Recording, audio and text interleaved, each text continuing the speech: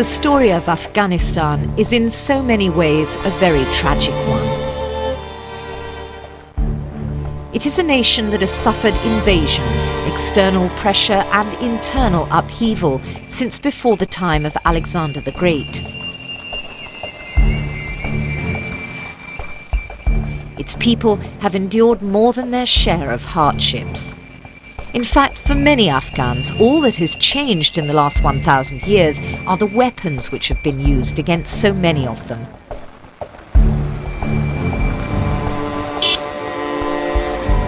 And among all the people that make up the Afghan nation, probably no other ethnic group has been subjected to the discrimination and violence suffered by the Shia Hazara community. They have been deprived of their traditional lands. They've been massacred, sold as slaves, and been denied access to the same services and opportunities available to the majority of the population. There is much about the history of Afghanistan, and in particular the history and identity of the Hazara, that remains unrevealed and unknown to this day. This is the story of their journey across the centuries.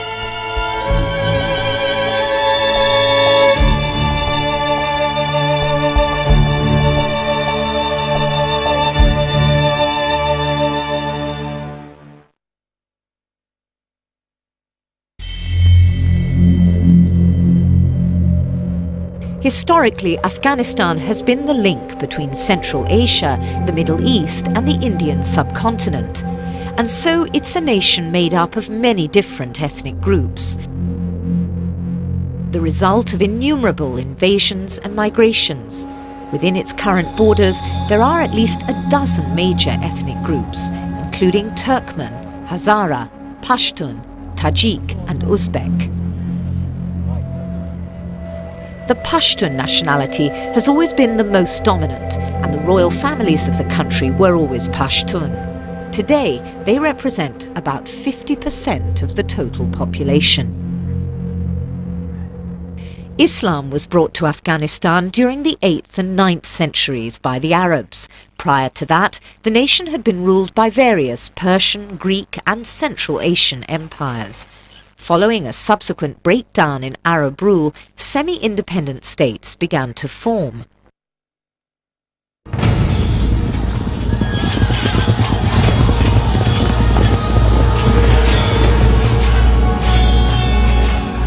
The Mongolian invasions of the 13th century came as massive black clouds driven by divine winds over a desolate landscape. Local dynasties and states were overwhelmed and crushed by the mighty armies led by the legendary Genghis Khan and his successors.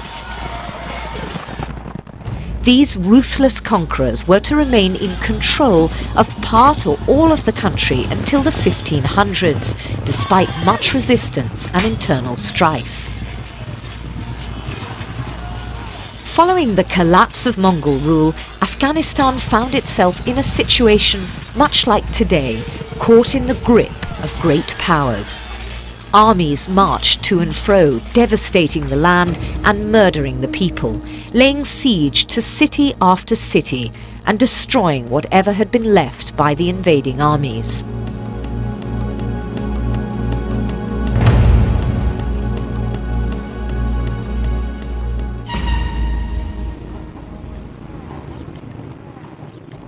It was not until 1747 that Afghanistan was able to free itself. This was the year that Nadir Shah, an empire builder from Persia, died and left a vacuum in Central Asia. Ahmed Shah, a former Afghan bodyguard, took up his post. Ahmed Shah was a Pashtun, and his Pashtun clan was to rule Afghanistan in one form or another for the next 200 years. Ahmed Shah was able to unify the different Afghan tribes and went on to conquer considerable parts of what are today eastern Iran, Pakistan, northern India, and Uzbekistan. His successors, though, proved unable to hold his vast empire together, and within 50 years much of it had been seized by rival regional powers. Within the country there were numerous bloody civil wars for the throne, and for many Afghans it meant little that their lives were now being uprooted and destroyed by their own people, as opposed to foreign invaders. At the beginning of the 19th century, Afghanistan's internal affairs became dramatically aggravated by the increasing intervention of two new foreign powers, the British Empire and Tsarist Russia. These two great powers were engaged in a race for Afghanistan. Their seizures of land, the overthrow of indigenous nations, and their reckless interference in the affairs of the remaining independent states in the region became known as the Great Game. For Afghans, the consequences were devastating.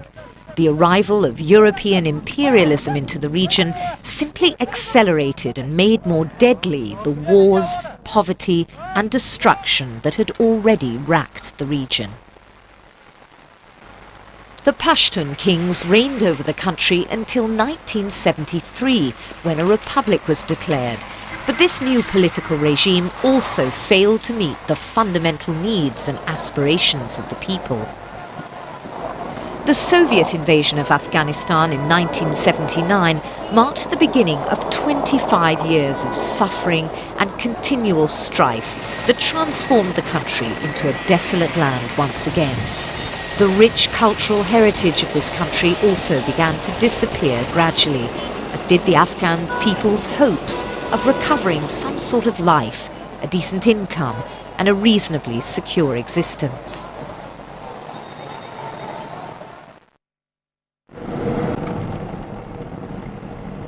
These are the mountainous central highlands of Afghanistan, the Hazara Jat, or the land of the Hazara.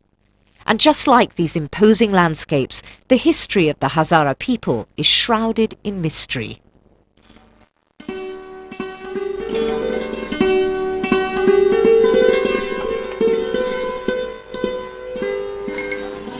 The Hazara's gentle Mongolian features set them apart from other Afghans. They speak an archaic form of Persian, with words borrowed from Mongol and Turkish. According to popular belief, the Hazara are descendants of the Mongol hordes that invaded this region in the 13th century. It's thought that when Genghis Khan retreated from the lands of the ancient Bactria, he left behind 1,000 of his men in the mountains of the Hazara Jat. These people later came to be known as Hazara, in reference to the Persian word hezar, which means 1,000. But there has been much debate in academic circles about this legend. تا آنجا که تاریخ رو میته هزاره ها دست کم پیش از 2000 سال به طرف، شاید 2500 سال به طرف دمیجا سکناگزین بودن و به اندازه هر قوم دیگه و هر ملیت دیگه حق دارن و میتونن سوابق خود نشان بدن و مدعی شدن که به هر حال از ساکنان اصلی از این سرزمین هستن. اما این که از کجا آمدن در این رابطه فرضیه های زیاد وجود دارن، نه فقط در مورد هزاره ها بلکه در مورد سایر اقوام هم هست، در مورد پشتون هم هست، در مورد تاجیک هم هست، در مورد ازبک. اینا به هر حال متاسفانه پاری از نژاد پرستای افسانه را دامن زدن، ترویج کردن که هزاره ها خیلی متأخر هستن. The early inhabitants of these regions were Buddhists, but when Ali, the Prophet Muhammad's cousin and son-in-law, arrived here with his companions, some Hazara tribes converted to Shia Islam during their stay and over a long period of time after him. In those days, being a Shiite simply meant declaring allegiance to Ali and his family. But over the centuries, the various Muslim communities and clans became more radicalized as they began stressing the importance of tradition and identity in order to underline the differences between Shia and Sunni Islam, which has always been the dominant force in the Islamic world.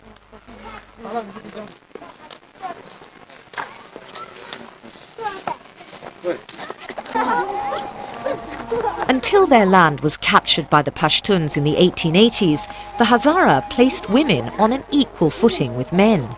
The social position of women was such that they were consulted on family decisions and might even ride to war with the men. This, of course, is not at all what one encounters in rural Afghan society today. Over the centuries, successive invasions forced the Hazara to retreat deeper into the mountainous regions of the Hazara Jat. In these inhospitable lands, they managed just about to scrape a living. They cultivated the land and made utensils in wood and metal. They became expert ironmongers and manufactured swords and shields, but they also produced spades for working the land. They remained independent of non-Hazara ethnic control until 1892. But the Afghan ruler Abdul Rahman put an end to all of that.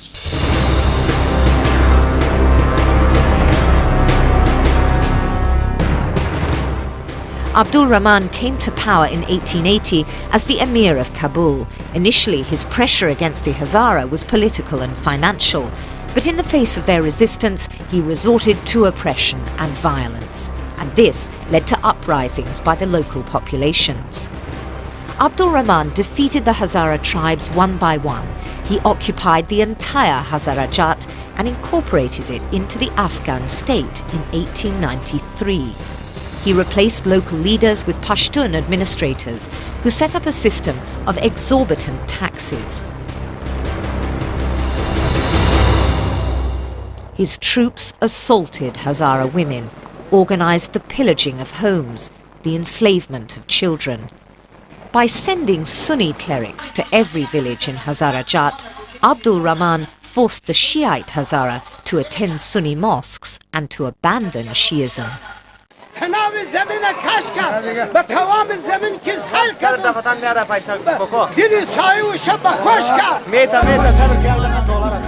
Hazara resistance to Abdul Rahman's integration was ruthlessly crushed, and an edict was issued granting rights over the fertile pasture lands in the region to Pashtun nomad tribes, the Kochis, who had helped the emir to conquer the area.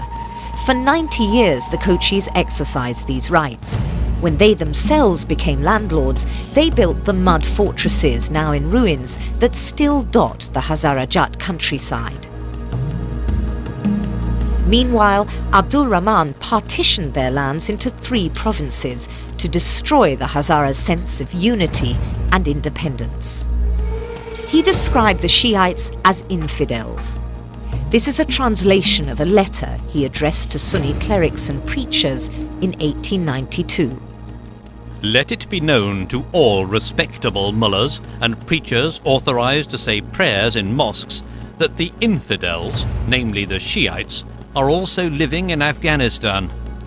At the instigation of those devils, their imams, they thought it fit to abuse the caliphs. If their infidelity is due to their ignorance, they ought to grasp the true facts of a true religion. But if they persist in their false faith, they should all be put to death and their property confiscated in accordance with the divine doctrine and the precepts of the Prophet. This was the beginning of a century of bloody persecution. ساختارهای زندگی را در از بین بردن.